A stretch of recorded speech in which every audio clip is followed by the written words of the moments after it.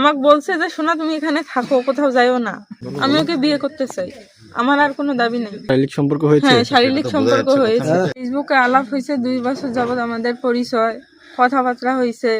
আমাকে বাড়িতে ডাকতো, আমি গার্মেন্টসে যেহেতু চাকরি করি আমি বাড়িতে আসতাম। আচ্ছা, ও আমাকে ডাকতো, আসতো, দেখা করতো আমার সাথে, বেড়াইতেও নিয়ে যাইতো।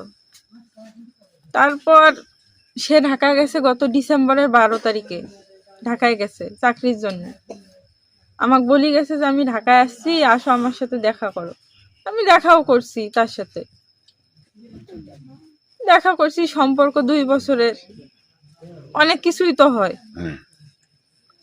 আচ্ছা, এখন সমস্যাটা কি হচ্ছে তাহলে? তুমি কোন দাবিতে আসছো এখানে? আমি ওকে বিয়ে করতে চাই। বিয়ে করো? কেন বিয়ে করবো?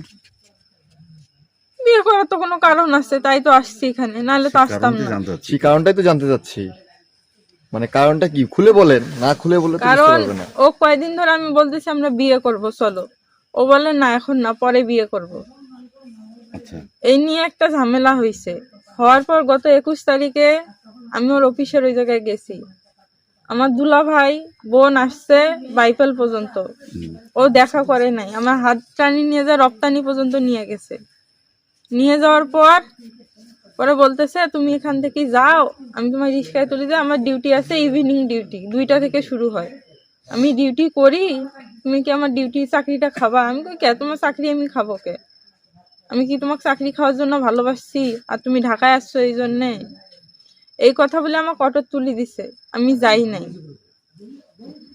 আমি ওর পিছন পিছন গেছি অফিসের ওই জায়গায়। এইখানে কখন আসছো? এখানে কালকে আসছি। ঢাকায় কি তোমরা মানে একসাথে বাসা বাড়ি থাকতা? না, আলাদা আলাদা থাকতাম। ছেলেটার বাবার নাম কি? ছেলেটার বাবার নাম কি? ওর বাবার নাম হচ্ছে আব্দুল কুদ্দুস। ভাই, কতদিনের সম্পর্ক? 2 বছর। বিয়ে করাবে, নাহলে আমি এখানেই জীবন শেষ করে দেব। আমার আর কোনো দাবি নেই। ইচ্ছে করলে তো তুমি তো আইনে আশ্রয় নিতে পারো। আমি ওকে বিয়ে করতে চাই, আমি আইনের আশ্রয়ে যাবো কে? আমি ওকে চাই বিধায় তো এখানে আসছি। আমি ওকে ভালোবাসি বিধায় এখানে আসছি। আর ও আমাকে 21 তারিখ সারা রাত আমরা একসাথে ছিলাম। থাকার পর ও বাইপেলে আমাকে 6টা বাজে রাখছে। অবশ্যটা হ্যাঁ, বাড়িতে ফোন দিছে। বাড়ি থেকে কি বলছে আমি জানি না, বাড়িতে কি বলছে আমি জানি না। বলছে ওইখানে গেলে আবার গ্যামজাম হবে, আবার টাকা পয়সা খরচ, ওখানে যাওয়ার দরকার নাই, তুমি এখানে বসে থাকো, আমি ব্যাগটা নিয়ে আসবো। এর আগেও আমাকে ঘুরাইছে ওই সেদিন রাতে। অফিসে অনেক ঝামেলা হয়েছে।